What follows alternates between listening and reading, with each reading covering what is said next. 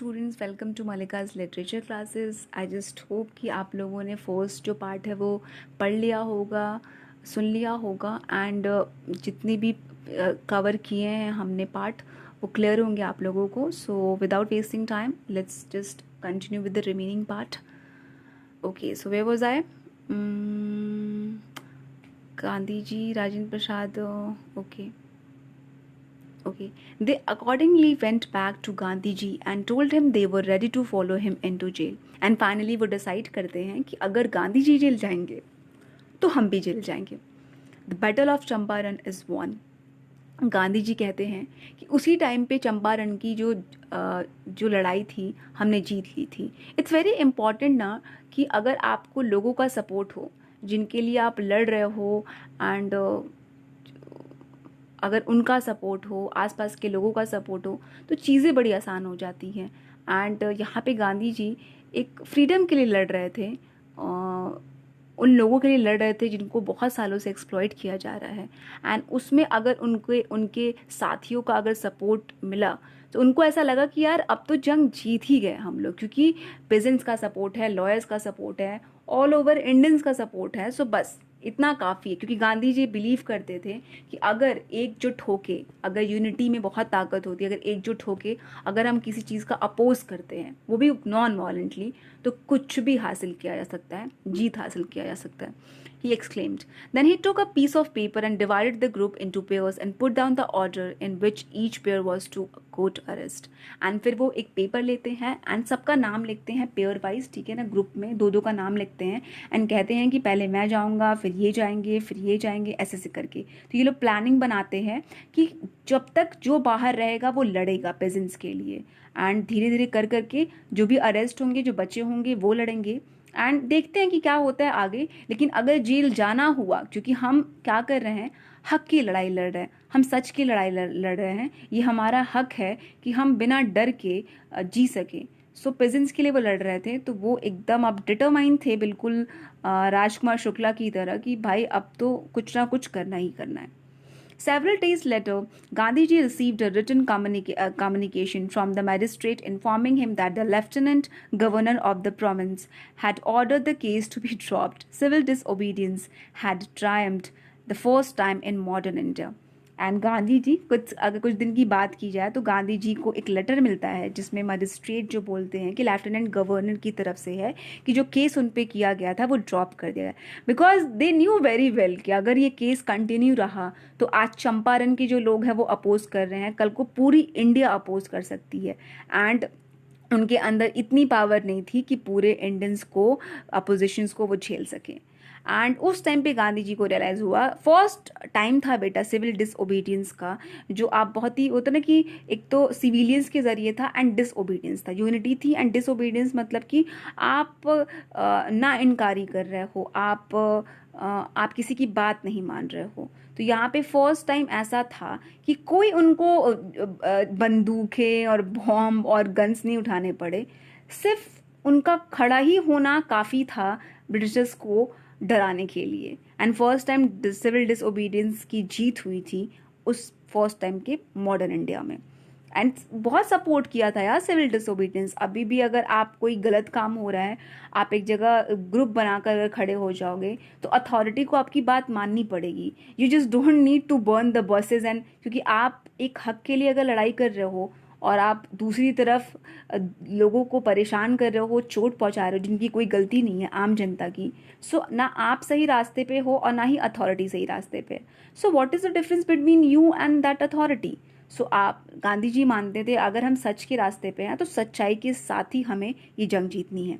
Gandhi ji and the lawyers now proceeded to conduct a far flung inquiry into the grievances of the farmers. Gandhi ji और जो lawyers थे अब finally वो decide करते हैं कि फार फ्लंग इंक्वायरी, फ्लंग मतलब कि बहुत ही डीपर, तो बहुत ही डीप इंक्वायरी करनी है, किस तरह से क्या हुआ, कैसे हुआ, कब शुरुआत हुई, कितने एक्सप्लॉयटेशन हुआ, क्या क्या कर सकते हैं. क्योंकि उनको क्या करना था, जो भी फार्मर्स, जितने भी जो ग्रेवेंस की बात हो रही है, जितने दुख वाली कहानी जो है, उनको डीपली जाना था गांधी जी को.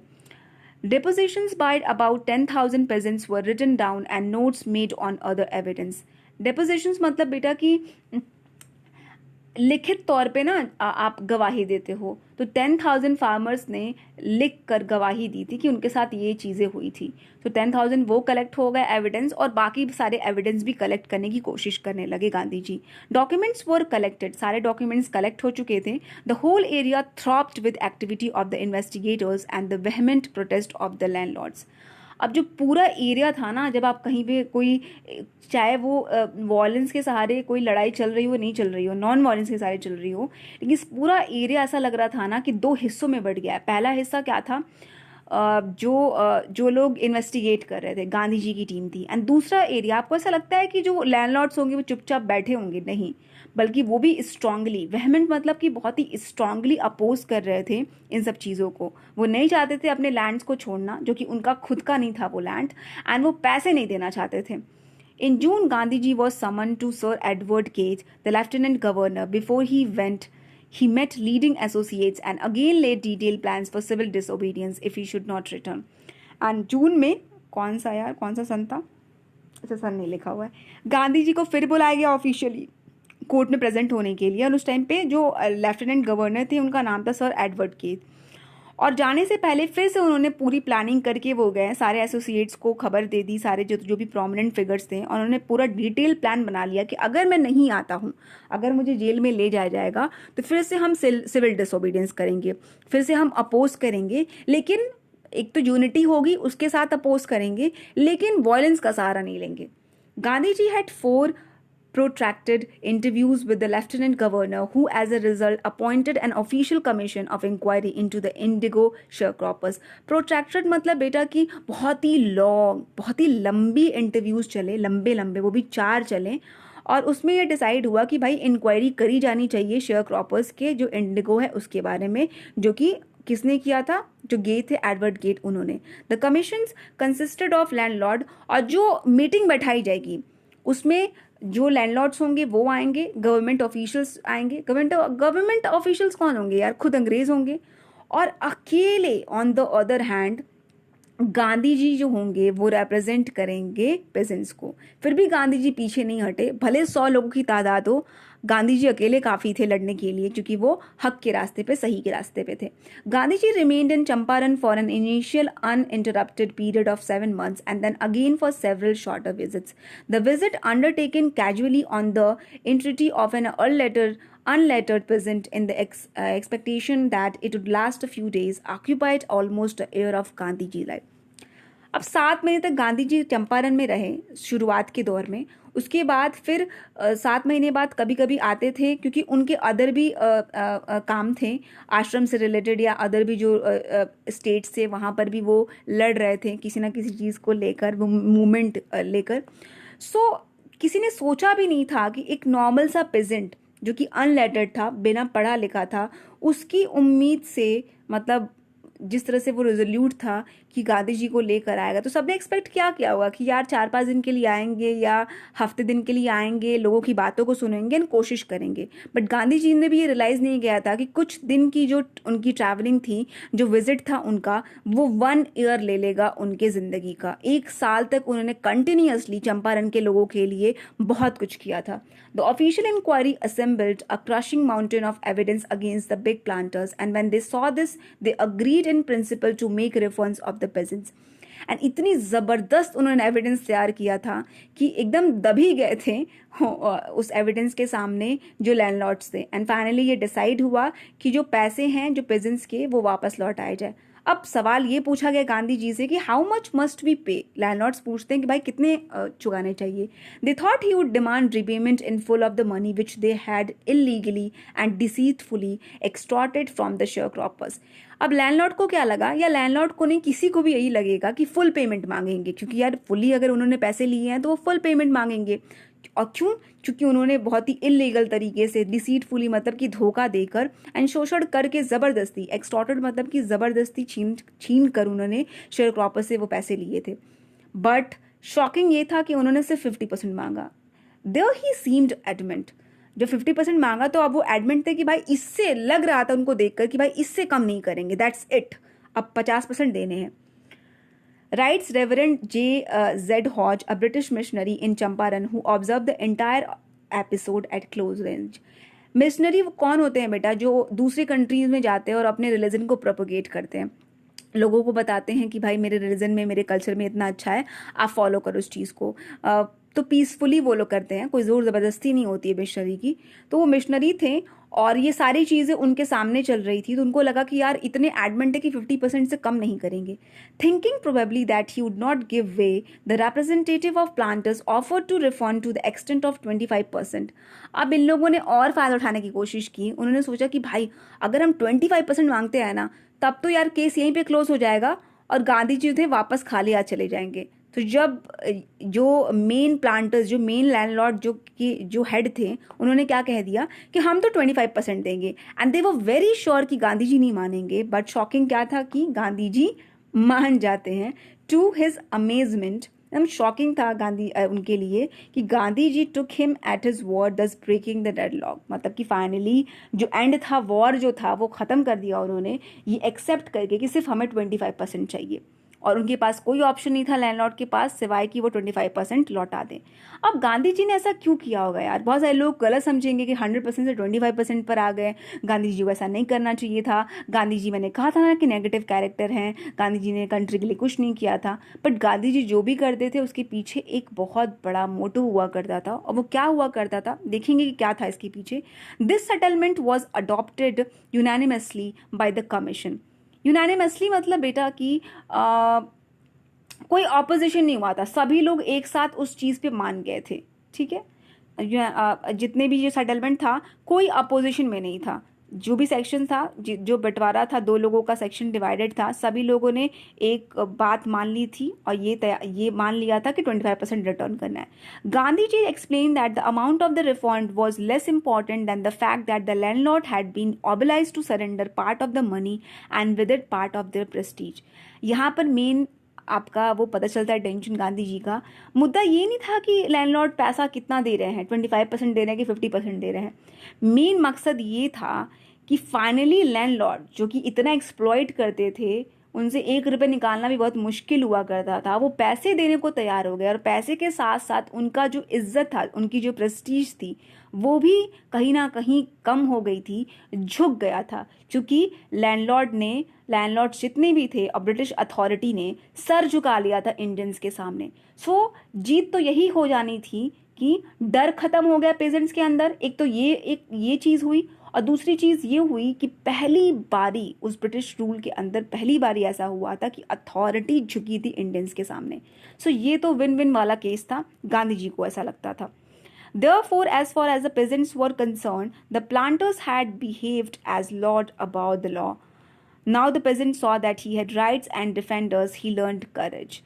एंड ये एक मोस्ट इम्पॉर्टेंट बात कही है कि जिस तरीके से भगवान की तरह वो लोग खुद को मानते थे, जो लैंडलॉर्ड्स थे, और एक्सप्लॉइट किया करते थे, फाइनली वो एंड हो चुका था। अब पेजेंट को एक बात का रियलाइजेशन होगा, एहसास होगा ये कि यार उनका भी हक है उनकी कंट्री में, और उनको प्रोटेक्ट करने वाले भी लोग हैं। गांधी जी जैसे भी लोग हैं, राजेंद्र प्रसाद जैसे भी लोग हैं, ऐसे बहुत सारे लॉयर्स थे जिन्होंने सपोर्ट किया, प्रोटेक्ट किया। तो डरने की कोई बात नहीं है। एंड उस दिन सबसे बड़ी चीज़ जो पेजेंट्स ने सीखी थी, वो क्या सीखी थी? करेज सीखा था, साहस सीखा था, जो कि ये एक विन विन सिचुएशन थी। Events justified Gandhiji position. Within a few years, the British planters abandoned their state, which reverted to the peasants, and indigo sharecropping disappeared. और कुछ टाइम की बात की जाए, कुछ ही सालों में जो लैंडलॉर्ड्स थे, उन्होंने खुद ही जो लैंड था वो छोड़ दिया, क्योंकि उनको पता था कि भाई अब कुछ नहीं किया सकता, लॉर्ड की तरह बिहेव नहीं किया जा सकता। अब जो पेजेंट्स हैं वो अपने हक के लिए लड़ना सीख गए हैं, तो उनको एक्सप्लॉइट नहीं किया जा सकता। तो लैंडलॉर्ड ने ज़मीन ऐसे ही छोड़ दी, और शेयर क्रॉपिंग, जो इंडिगो की शेयर क्रॉपिंग थी, वो भी डिसअपियर्ड हो गई, क्योंकि आपको पता था ना कि दूसरी जो कंट्री है वो इंडिगो बनाना खुद से शुरू कर दी है। Gandhi ji never contented himself with large political और इकोनॉमिक सोल्यूशन। अब जैसे बड़े लोग, नेता लोग वादा करते हैं ना कि हम इतना पैसा दे देंगे आपको बनवाने के लिए, जो भी जिस तरह से आज के जो नेता वादा करके जाते हैं, तो गांधी जी हमारे ऐसे नहीं थे। वो पॉलिटिकल इकोनॉमिकली कुछ नहीं किया करते थे। उनको ऐसा लगता था कि जो ग्राउंड लेवल पे काम किया जा सकता है वो करना चाहिए। बड़े बड़े वादे तो बाद में देखे जाएंगे, पहले जो बेस है अगर वही वीक है तो बिल्डिंग आप कितनी भी बड़ी खड़ा कर दो, कभी ना कभी वो बिल्डिंग गिरेगी ही गिरेगी। तो सबसे पहले गांधी जी को बेस सही करना था चंपारण का, और चंपारण में उन्होंने क्या देखा, कल्चरल सोशल बैकवर्डनेस बहुत ज़्यादा है, बहुत ज़्यादा थी। कोई एजुकेशन की बहुत कमी थी या ना के बराबर थी चंपारण के विलेजेस में। और वो कुछ करना चाहते थे जल्द से जल्द, चाहे वो एजुकेशन को लेकर हो या क्लीननेस को लेकर हो या हेल्थ को लेकर हो। ये सारे ग्राउंड लेवल पे गांधी जी ने काम किए थे चंपारण में। ही अपील फॉर टीचर, सबसे पहले उन्होंने गुहार लगाई कि भाई टीचर्स चाहिए। Mahadev Desai and Narhari Parekh, two young man who had just joined Gandhi ji as a disciples, जिन्होंने, ये दोनों जो शख्स थे, उन्होंने एज अ शिष्य ज्वाइन किया था गांधी जी को। उन्होंने फ्री ऑफ कॉस्ट ये वॉलंटियर किया कि हम पढ़ाएंगे यहाँ के लोगों को। अब आप देख रहे हैं दो नाम और जुड़ गए, जो कि ये सारे लोगों ने मिलके, एक इंसान कभी कोई इतना बड़ा काम नहीं कर सकता, फ्रीडम नहीं दिला सकता, उसके पीछे हजारों लोगों का हाथ होता है, हजारों लोगों की मेहनत होती है। एंड आज हम जिस पोजीशन में खड़े हैं कि हमें कोई रूल नहीं कर रहा है, बल्कि हम बुराइयों के चलते रूल हो रहे हैं, लेकिन कोई दूसरा रूल नहीं कर रहा है, कोई दूसरी कंट्री रूल नहीं कर रही है, just because of those people जिन्होंने दिन रात मेहनत की है इंडिया को फ्रीडम दिलाने के लिए एंड इंडिया की हालत को बेहतर बनाने के लिए। सो फ्री ऑफ कॉस्ट उन्होंने पढ़ाना शुरू कर दिया and their wife volunteer for the work. और इवन जो गांधी जी के डिसाइपल्स थे वही नहीं, बल्कि उनकी वाइफ्स भी वॉलंटियर की पढ़ाने के लिए। Several more came from Bombay, और भी लोग आए बॉम्बे से, पूना से and other distant part of the land.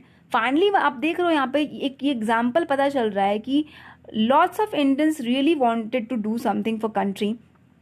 And उस टाइम की जब बात की जाए, जब प्री इंडिपेंडेंस का टाइम था, अभी इंडिपेंडेंस नहीं मिला था उन लोगों को, उस टाइम पे भी लोग जो सोचते थे अपने भारत के बारे में सोचा करते थे, भारत के लोगों के बारे में सोचा करते थे, without having any kind of caste and creed and religion. Champaran के लोगों को तो अनटचेबल्स माना जाता था, लेकिन जो बाहर से लोग आ रहे थे वो भले ही बड़े कास्ट के थे, लेकिन वो बड़े और छोटे कास्ट में कोई डिफरेंस नहीं समझा करते थे, बल्कि सारे कास्ट बराबर थे उनके लिए एंड वो करना चाहते थे अपने देशवासियों के लिए।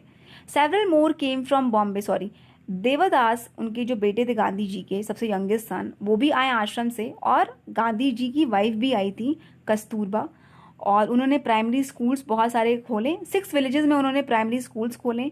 कस्तूरबाई, जो कि हम कस्तूरबा के नाम से जानते हैं, उन्होंने आश्रम में सबसे पहली चीज़ क्या सिखाना शुरू की, पर्सनल क्लीननेस। सबसे पहले तो अपनी साफ सफाई और कम्युनिटी की सैनिटेशन। मतलब जो आप देखते हो ना मोदी जी, ऑलवेज रिमेंबर बेटा, वेदर यू लाइक समवन और नॉट, उनके वर्क को हमेशा पसंद करना अगर वो करेक्ट कर रहे हैं तो। कुछ लोग हैं जो मोदी जी के सपोर्टर हैं, कुछ लोग मोदी जी के अगेंस्ट हैं, या कुछ लोग कांग्रेस के सपोर्टर है, कुछ लोग अगेंस्ट है, कुछ लोग आपके सपोर्टर है, कुछ लोग अगेंस्ट है, डजेंट मैटर। कोई भी रूलिंग पार्टी हो, अगर कुछ अच्छा काम कर रही है, as a citizen of India we should appreciate that particular leader, because वो बेटरमेंट के लिए काम कर रहे हैं, कंट्री के बेटरमेंट के लिए काम कर रहे हैं। तो डजेंट मैटर आप किसी को पसंद कर रहे हो नहीं कर रहे हो, अगर वो अच्छा काम कर रहे हैं तो उस काम को आप अप्रिशिएट करो, उस काम को अपोज मत करो। कोई भी अगर काम कर रहा है, आपका दुश्मन ही क्यों ना, आपकी कोई आपका दुश्मन है स्कूल में, या आपको बिल्कुल पसंद नहीं करते हो, लेकिन अगर वो अच्छा काम कर रहा है तो एक होता है ना कि एक कॉन्शियस होती है आपकी, जवाब देती है मन से कि यार बंदा अच्छा है, बंदा काम अच्छा करता है, ठीक है। गलत करे तो आपका आप कितने भी बड़े बिगेस्ट सपोर्टर क्यों ना हो, अगर वो गलत करे तो you should oppose that particular person, oppose that ruling party, because वहाँ पे हमारी कंट्री जुड़ी हुई है, वहाँ के कंट्री के लोग जुड़े हुए हैं। अच्छा करे तो अप्रिशिएट करो, डजंट मैटर आप पसंद कर रहे हो कि नहीं कर रहे हो, कितने भी आप नफरत करते हो। अगर बुरा करे तो आप कितने भी सपोर्ट में हो, अगर वो बुरा कर रहा है यू शुड अपोज, ठीक है। So this is the basic moral lesson जो कि सबको पता होना चाहिए, नहीं पता है तो आज से फॉलो करना शुरू कर दो। उन्होंने क्लीननेस के बारे में सिखाना शुरू कर दिया, कम्युनिटी लेवल पे क्लीननेस के बारे में सिखाना शुरू कर दिया। हेल्थ कंडीशंस वर मिजरेबल, अब डॉक्टर्स की कमी बहुत ज़्यादा थी, लोग मर जाया करते थे छोटी छोटी बीमारियों से भी, क्योंकि डॉक्टर्स नहीं थे वहाँ पर। तो गांधी जी ने डॉक्टर का इंतज़ाम किया और 6 महीने की सर्विस एक डॉक्टर ने आके प्रोवाइड किया। 3 मेडिसिन उस टाइम पे अवेलेबल थे, castor oil, quinine and sulphur ointment. And याद रखिएगा ये क्वेश्चन आ जाता है कि ये तीनों मेडिसिन कब कब यूज़ हुआ करते थे। अगर किसी का कोटेड टंग है, मतलब अगर किसी को फीवर है अंदर से, तो उसको कैस्टर ऑयल दिया जाता था, उसका डोज दिया जाता था। अगर किसी को मलेरिया है, मलेरिया वाला फीवर है, बहुत टाइम का वायरल वाला फीवर है, तो उसको क्विनाइन के साथ कैस्टर ऑयल दिया जाता है। और अगर किसी को इरप्शन, स्किन इरप्शन मतलब कि अगर किसी को कितनी क्लीननेस की कमी थी, इतनी गंदगी में वो रहते थे, तो बहुत सारे रैशेज हो जाया करते थे, स्किन से रिलेटेड बहुत सारी प्रॉब्लम हो जाया करती थी। तो अगर स्किन रिलेटेड कोई भी प्रॉब्लम हुआ करती थी तो वो लोग ऑइंटमेंट दिया करते थे प्लस कैस्टर ऑयल दिया करते थे। अगर क्वेश्चन आता है तो आपको ये लिखना पड़ेगा बेटा। Gandhi ji noticed the filthy state of women's clothes. Gandhi ji एक और चीज़ नोटिस करते हैं कि वहाँ की जो वुमेन थी वो बहुत ही गंदे कपड़े पहना करती थी। सो उन्होंने कस्तूरबाई से कहा कि तुम उनसे बात करो कि भाई क्यों ऐसा होता है, अपने कपड़ों को क्लीन करके रखा कर। It's very important to sanitize yourself, it's very important to clean yourself properly, क्योंकि अगर क्लीननेस होगी तो बीमारियों से आप बच सकते हो। तो एक वुमेन के पास गई और वो वुमेन क्या की, अपने हट में लेकर गई, अपने झोपड़ी में लेकर गई। उन्होंने कहा कि देखिए यहाँ पर कोई बॉक्स नहीं है, यहाँ पे कोई कबर्ड नहीं है, और जो मैं साड़ी पहनी हूँ ना, मेरे पास सिर्फ यही कपड़ा है। नाउ यू कैन इमेजिन ना कि कितनी बुरी कंडीशन थी उस टाइम के लोगों की, कि उनके पास एक जोड़े से ज़्यादा कपड़ा नहीं हुआ करता था। During his long stay in Champaran, Gandhi ji kept a long distance watch on ashram. अगर वो चंपारण में रहते थे तो ऐसा नहीं था कि वो आश्रम को भूल जाया करते थे, और अगर आश्रम में रहते थे तो ऐसा नहीं था कि वो चंपारण को भूल जाया करते थे। वो अपनी रिस्पॉन्सिबिलिटी बखूबी जानते थे निभाना। He sent regular instruction by mail and asked for financial accounts. And वो हमेशा मेल भेजा करते थे, वहाँ के फाइनेंशियल जो भी रिकॉर्ड्स थे वो चेक किया करते थे। Once he rode to the residents that it was time to fill in the, और एक दिन तो उन्होंने एक लेटर लिखा यहाँ के चंपारण के रेसिडेंट्स को भी और उधर आश्रम के रेसिडेंट्स को भी कि यार क्लीननेस के लिए जो ट्रेंचेस बनाए जाते हैं, ये जो लेट्रिन जो है, पहले की जगह पे तो पहले तो कोई वॉशरूम तो नहीं हुआ करता था, तो लोग एक खुले में ही एक गड्ढा बना लिया करते थे। एंड अगर वो गड्ढा भर जाया करता था तो आप सोच सकते हो ना कि कितनी बीमारियां हो सकती हैं, कितनी स्मेल ज़्यादा बढ़ जाएगी। तो गांधी जी ने इस चीज़ का भी ध्यान रखा। उन्होंने कहा कि अलग अलग हमें ट्रेंचेस बनवाने चाहिए, गड्ढे खुदवाने चाहिए, सो दैट कि जो डिस्पोज हो रहा है वो अंदर की तरफ जाए, बाहर की तरफ नहीं, जिसकी वजह से बीमारियां बहुत ज़्यादा ना फैलें। The Champaran episode was turning point in Gandhi ji's life. No doubt turning point था, क्योंकि चंपारण के दौरान ही उन्हें रियलाइज़ हुआ कि जो ब्रिटिशर्स हैं वो कितना एक्सप्लॉइट कर रहे हैं लोगों को। And during that period he decided to do something for country. पहले भी किया करते थे वो कंट्री के लिए, लेकिन उस लेवल पे नहीं सोचा करते थे कि हमें कंट्री को फ्रीडम दिलाना है।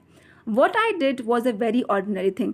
और जो मैंने किया ना चंपारण के लोगों के लिए, कोई बहुत एक्स्ट्रा ऑर्डिनरी चीज़ नहीं थी, बस एक ऑर्डिनरी चीज़ थी। और मैंने क्या किया, मैंने सिर्फ एक चीज़ डिक्लेयर की थी, एक चीज़ बताई थी कि Britishers could not order me about in my own country. Simply मैंने एक चीज़ डिलीवर की थी जो लोगों ने फॉलो करना शुरू कर दिया, कि जो अंग्रेज़ हैं वो हमारी कंट्री में आकर हमें रूल नहीं कर सकते हैं, हमें नहीं बता सकते कि क्या करना है क्या नहीं करना है, क्योंकि ये हमारी कंट्री है। But Champaran did not begin as an act of defence.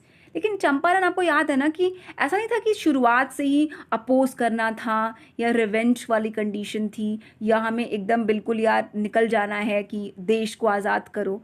एक छोटा सा ही था ना मुद्दा, पेजेंट का मुद्दा था, जिसमें जाना था गांधी जी को और समझाना था और चीज़ों को ठीक करना था। तो शुरुआत तो ऐसे नहीं हुई थी ना कि बिल्कुल डिफेंस मतलब करना है, अपोज करना है ब्रिटिशर्स को, नहीं। सिंपली क्या करना था, elevate the distress of larger number of poor pageants. यहाँ पे एलिवेट मतलब कि सुधार करना। तो जो कंडीशन थी पुअर पेजेंट्स की, बस उनकी कंडीशन को सुधार करना था।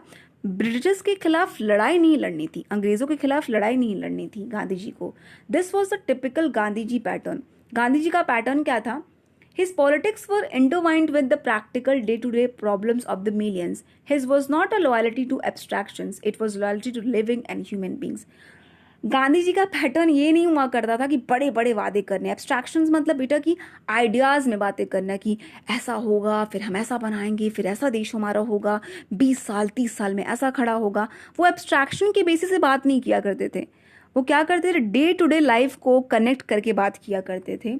क्योंकि वो ह्यूमन बींग्स के लिए सीधे करते थे, वो ग्राउंड लेवल पे किया करते थे, वो हेल्थ के बारे में बात किया करते थे, वो क्लीननेस के बारे में बात किया करते थे, वो एजुकेशन के बारे में बात किया करते थे। वो बड़े बड़े डींगे नहीं हाँका करते थे जो कि आजकल के पॉलिटिशियंस जो करते हैं। In Gandhiji, in everything Gandhiji did, moreover, he tried to mold a new free India who could stand on his own feet and thus make India free. And Gandhi ji जो थे उन्होंने शुरुआत की थी इंडिया को एक नया आकार देने की, जहाँ पे जो इंडिया हो हमारा, जो इंडियंस हो, वो सेल्फ डिपेंडेंट हो, किसी और पे डिपेंडेंट ना हो। कुछ कुछ चीज़ें हैं जो मोदी जी की, देखो बेटा, पॉलिटिकल जो आपका ओरिएंटेशन होता है, आप it's completely depend on you कि वेदर यू फॉलो हिम और नॉट। आप किसी पार्टी को फॉलो करते हो, कम्प्लीटली वो आपका चॉइस होता है। मैंने कहा ना कि एजुकेशन का फर्स्ट स्टेप होता है एक्सेप्टेंस। अगर आपके थॉट एग्जिस्ट करते हैं तो मेरे भी थॉट एग्जिस्ट करते हैं, और अगर मेरे थॉट एग्जिस्ट करते हैं तो आपके भी थॉट एग्जिस्ट करते हैं। लेकिन आप फॉलो नहीं कर सकते हो, लेकिन एक्सेप्टेंस वाला बिहेवियर हमेशा रखना चाहिए। जैसे कि बहुत लोगों को मोदी पसंद है तो बहुत लोगों को नहीं पसंद है, बहुत लोगों को राहुल गांधी पसंद है, बहुत लोगों को नहीं पसंद है। लेकिन आप उन लोगों को गलत नहीं बोल सकते हो जो मोदी जी को पसंद करते हैं, या उन लोगों को गलत नहीं बोल सकते हो जो राहुल गांधी को पसंद करते हैं, या उन लोगों को गलत नहीं बोल सकते हो जो केजरीवाल को पसंद करते हैं। Everyone has his own perception. आप उनके परसेप्शन को फॉलो नहीं कर सकते हो, अंडरस्टूड, बट आप उनको एक्सप्लॉइट नहीं कर सकते हो उनके आइडियाज़ को लेकर। सो एक और चीज़ मोदी जी ने अच्छी की है, एंड वो ये कि आत्मनिर्भरता, जो कि हम बाहर की कंपनी से बहुत सारी चीज़ों को जो लिया करते हैं, एंड बाहर की कंपनीज़ को फ़ायदा होता है, एंड बहुत सारे फार्मर्स, बहुत सारे ऐसे नॉर्मली जो इंडिया से बिलोंग करते हैं जिनके अंदर इतनी क्रिएटिविटी है लेकिन फिर भी वो कुछ नहीं कर पाते, क्योंकि हम खुद इंडियंस होके हम बाहर की चीज़ों को ख़रीदते हैं। सो ये एक चीज़, ये बहुत ही अच्छा इनिशिएटिव है कि हमें आत्मनिर्भर बनना है, हमें खुद से प्रोडक्शन करना है, एंड वो प्रोडक्शन जो हुआ है वो माल को ख़रीदना है, वो आइटम्स को ख़रीदना है, सो दैट कि हमारे इंडिया के लोग भी एक बिजनेस वर्ल्ड में अच्छा कर पाएँ, एंड हमारी जो चीज़ें हैं, जो हमारी क्रिएटिविटी है, वो बाहर तक जाए, जैसे कि बाहर की चीज़ें हमारे तक आती है। सो गांधी जी का भी यही था जो कि अब फॉलो कर रहे हैं Modi ji. Early in Champaran action, Charles Frere Andrews, the English pacifist who had become a devoted followers of the Mahatma, came to bid Gandhi ji farewell before going on a tour to duty to the Fiji Islands. अब एक आप देख रहे हो कि कभी कभी तो जो अंग्रेज थे वो भी बहुत बड़े डिवोटी हुआ करते थे, भक्त हुआ करते थे गांधी जी के, और उनमें से चार्ल्स थे। तो चार्ल्स एक इंग्लिश पैसिफिस्ट थे। पैसिफिस्ट उनको बोला जाता है जो लड़ाई वड़ाई में बिलीव नहीं करते हैं, जो नॉन वॉलेंट होते हैं, एंड जो पीसफुलनेस में बिलीव करते हैं। सो फाइनली वो अब गांधी जी को विदा लेने के लिए आए थे, क्योंकि वो उनकी ड्यूटी थी फिजी आइलैंड में। गांधी जी के जो लॉयर फ्रेंड्स थे ना, उन्होंने ये आइडिया सोचा कि अगर एंड्रयू जो है वो चंपारण में, स्टार्टिंग की बात हो रही है, अभी चंपारण का कुछ हुआ नहीं है, अभी स्टार्टिंग में लड़ाई वड़ाई चल रही है, अभी तक कोई डिसीजन नहीं लिया गया। तो लॉयर ने ये सोचा कि अगर एंड्रयू हमारे साइड में अगर आ जाएंगे तो यार कुछ हेल्प हो जाएगी। और एंड्रयू जो थे, जो कि वो डिवोटी थे बहुत बड़े गांधी जी के, तो वो अग्री हो जाते हैं कि अगर गांधी जी अगर हाँ करेंगे तो मैं डेफिनेटली सपोर्ट करूंगा आप लोग। But Gandhi ji was vehemently opposed, बहुत ही स्ट्रांगली अपोज करते हैं इस चीज़ को, और क्या कहते हैं, you think that in the unequal fight it would be helpful if we have an Englishman on our side. Unequal fight मतलब कि क्योंकि बहुत ही पावरलेस थे गांधी जी के सेक्शन वाले, एंड बहुत ही पावरफुल थे जो कि अंग्रेज थे। सो जो अनइक्वल फाइट है, जहाँ पे जो लॉयर्स थे वो डर रहे थे कि कहीं हम हार ना जाए, तो तुम्हें ऐसा लगता है कि सिर्फ एक एंड्रयू जो इंग्लिश मैन है, जिसकी वजह से अगर हम उनको अपने पार्टी में ले लेते तो हम जीत जाएंगे? This shows the weakness of your heart. ये क्या दिखाता है? तुम्हारे दिल की कमजोरी दिखाती है। द कॉज इज जस्ट, याद रखना कि जिसके लिए हम लड़ रहे हैं वो सच्चाई के लिए लड़ रहे हैं। कॉज जो हमारा है, जो मुद्दा हमारा है, वो सच है, and you must rely upon yourself to win the battle. And याद रखना कि लड़ाई तभी जीती जा सकती है जब तुम्हें खुद पे भरोसा हो, जब तुम खुद पे डिपेंडेंट हो। तो किसी और के सहारे अगर लड़ने जाओगे तो अक्सर हारोगे तुम, या ज़्यादातर क्या है, हमेशा हारोगे, जब तक कि तुम सेल्फ डिपेंडेंट ना हो। You should not seek a prop in mister Andrews because he happens to be an Englishman. And prop यहाँ पर सपोर्ट, कि तुम्हें सपोर्ट नहीं तलाशना चाहिए एंड्रयू से जस्ट बिकॉज कि वो एक इंग्लिश मैन है। अब वहाँ पे राजेंद्र प्रसाद क्या कहते हैं, he had read our minds correctly, समझ गए थे गांधी जी कि हमारे दिमाग में क्या चल रहा है, क्योंकि हम एक्चुअली में डर रहे थे कि अगर हार गए तो, इसीलिए हम अंग्रेज़ों की मदद चाहते थे। बट गांधी जी ने क्या रियलाइज़ करवाया कि यार हम अंग्रेज़ों के खिलाफ लड़ रहे हैं और हम हमारे लिए काफ़ी हैं, we don't need any kind of support, specially Englishman. So just rely upon yourself, खुद पे भरोसा रखो, आत्मनिर्भर रहो। एंड उस दिन राजेंद्र प्रसाद ये एक्सेप्ट करते हैं एंड बाकी लोग भी एक्सेप्ट करते हैं कि गांधी जी ने अपने ही ओन वे में सबसे बड़ा लेसन सिखाया था सेल्फ रिलायंस का। सेल्फ रिलायंस मतलब कि आत्मनिर्भरता।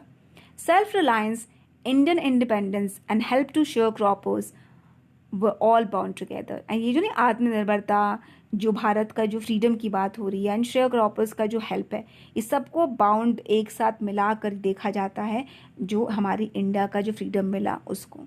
सो आप समझ गए होगे बेटा कि कितनी परफेक्टली उन्होंने लीड किया था। एंड आई जस्ट होप कि after completing, after reading this chapter, after understanding this chapter, the first thing which came to your mind, I just hope मे भी आया हो, वो ये आया हो कि यार गांधी जी इतने अच्छे लीडर थे, वो नॉन वायलेंस के ही सहारे उन्होंने बहुत बड़ी बड़ी चीज़ें की थी। अभी तो एक इंसिडेंट की आप बात देख रहे हो ना बेटा, सिर्फ चंपारण की यहाँ पे बात हुई एंड कुछ कुछ जगह पे बात हुई, but there are lots of incidences, ऐसे बहुत सारी स्टोरीज हैं गांधी जी से रिलेटेड जो आपकी आप पढ़ सकते हो। एंड इसको पढ़ने के बाद आपको रियलाइज होगा कि how he was a great leader, trust me. मतलब ऐसे बहुत कम लीडर्स हैं जिनको मैं अप्रिशिएट करती हूँ, जैसे कि नेल्सन मंडेला हुए, गांधी जी भी उनके कैटेगरी में आते हैं जिन्होंने फाइट किया एंड जिन्होंने अप्रिशिएट किया, जिन्होंने ऑपोजिशंस के साथ भी बहुत ही फ्रेंडली एंड बहुत ही पोलाइटनेस वाला नेचर रखा, रूडनेस वाला नहीं। वो क्राउड को रेगुलेट किया करते थे कि जो क्राउड है वो वॉयलेंस का सहारा लेने लगे। और जेल जाने से पहले भी उन्होंने ये सोचा था कि यार मैं एग्जाम्पल नहीं देना चाहता हूँ कि मैं एक लॉ ब्रेकर की तरह प्रेजेंट करूँ खुद को, लेकिन जो कन्फ्लिक्ट ऑफ ड्यूटीज़ में जो था, उन्होंने कौन सी ड्यूटी को सेलेक्ट किया, द कॉन्शियंस, वो जो मन वाली जो आवाज़ होती है ना, जो हमेशा सच कहती है, उसका साथ दिया, ह्यूमैनिटेरियन एंड नेशनल सर्विस का साथ दिया। आई जस्ट होप कि ये चैप्टर क्लियर होगा आप लोगों को। बेटा मेरे वीडियोस लेंदी होते हैं, नो डाउट लेंदी होते हैं, बट आई रियली वांट कि आपके पास ज़्यादा से ज़्यादा कंटेंट रहे, सो दैट कि वाइल गिविंग एग्जामिनेशन आपको पता हो कि यार अगर आप 50% भी भूल जाओ तो 50% याद रहे आपको एंड आप लिख सको एग्जामिनेशन में। एंड लिटरेचर की क्लासेस बेटा मुझे लगता है कि एलिबरेटिव होनी चाहिए। आप जितना एलिबरेट, आप जितनी बातें करोगे उस क्लास में उस टॉपिक से रिलेटेड, उतना ही क्लियर होता है वो topic. So that's it for today. Next part में आप लोगों को जल्दी अपलोड करूँगी क्वेश्चन आंसर सेशन, जो कि बहुत ही ईजी क्वेश्चंस हैं, एंड बताऊंगी मैं आप लोगों को कौन कौन से क्वेश्चन ज़्यादा पूछे जाते हैं एग्जामिनेशंस में। And just that's it for today, and try to be a leader in your life बेटा। अगर फॉलोवर ऐसा नहीं है कि फॉलोवर गलत होते हैं, बट लीडरशिप की बहुत कमी है हमारे कंट्री में। So just try to be that kind of leader जो अपनों के बारे में सोचे, खुद से पहले उन लोगों के बारे में सोचे जिनके लिए वो लड़ रहा है। And the most important lesson मुझे लगता है कि टीनेजर्स को जो लर्न करना चाहिए कि इफ़ यू आर, होता ना कि अगर आप फाइट करने जा रहे हो किसी कॉज को लेकर against injustice, you don't have to take weapon, और सहारा नहीं लेना पड़ेगा आप लोगों को वॉयलेंस का, बंदूकें एंड डंडा और हाथ वाथ का सहारा लेकर, जो नहीं डिशुम डिशुम वाले जो आजकल के बच्चे हैं जो हर बात पे स्लीव्स को फोल्ड करके और खड़े हो जाते हैं कि वो चीज़ नहीं करनी पड़ेगी आप लोगों को। आप पीसफुली भी कोई लड़ाई कर सकते हो, एंड जिसका एग्जाम्पल, लाइव एग्जाम्पल खुद गांधी जी ने दिया है एंड बहुत सारे केसेस में दिया है। So that's it for today. Just take care of yourself and try to be more human every day. Bye bye.